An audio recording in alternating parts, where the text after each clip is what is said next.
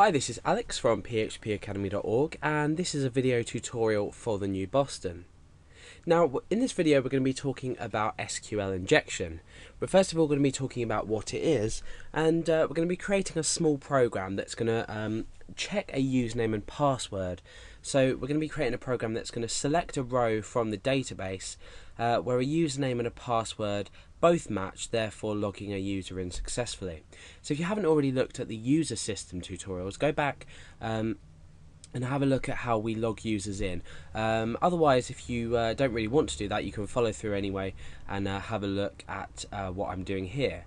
So I'm going to be explaining what SQL injection is, and then I'm going to be giving some small tips to protect against it. So we're going to have some server-side tips and also tips in our code that we can use to help prevent, at least, against SQL injection. There are obviously many methods that you can use based on form validation, etc, etc, adding slashes where quotes are, but we won't worry about that for now. We're just going to chat a bit about what SQL injection is. Now, if you've already looked at queries, you'll know that a structured query is something that we use to retrieve information from a database or insert data. We can also delete data, etc, etc. So when you're supplying a command or an SQL statement, for example, to say select data from a database, we do something like this. So let's open an SQL tab here. Now you see that we've got, let's just go back so we can see. You see that we've got username and password. Now if I was to select a row from this table, we've got a database called a database and a table called users. We've got an ID field, a username field, a password field, and an email field, which isn't relevant to this tutorial, nor is so much the ID field here. So username and password. Let's go ahead and create an SQL query that's going to select a username and password. So we start with select, and then we say select. We can select the ID from. We supply the table that we're selecting from, so users here, where, so select ID from users where username, make sure that's in apostrophes, username equals Alex and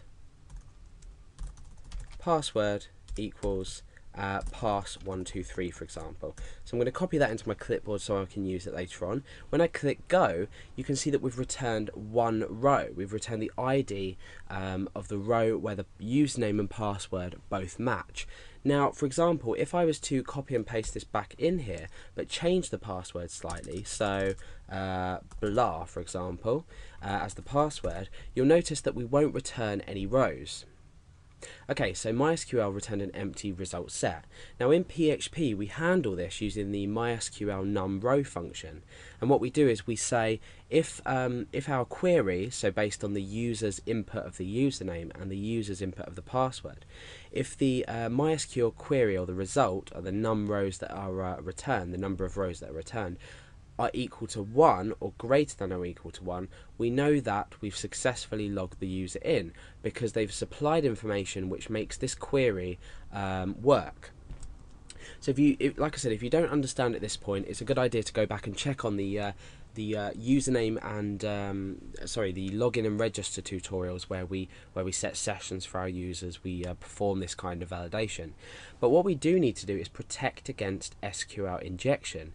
Now let's take a look at what SQL injection is. Let's just browse our database and we can go back to our text editor. So let's get rid of these tags and let's construct the query that we've just done. So we've got select ID from users where username is Alex and password is blah. Let's just say up here we have username equals and $_post username, and we have password and exactly the same thing, but this time we are selecting password. Now these are presumably two fields that we have in an HTML document that are HTML on the page that a user can enter their username and password. So they can enter absolutely any value they want into here, be it alphanumeric characters, just numbers, we can have characters, anything we want. So the user has submitted their own data, which then goes into this query, and we've seen this by just literally substituting in the variables here and here. Now, this query will then select a username and password from the database that her user has supplied. So let's say that they enter username, I'll just put it here. So let's say the username they enter is Alex, and the password that they enter is pass123.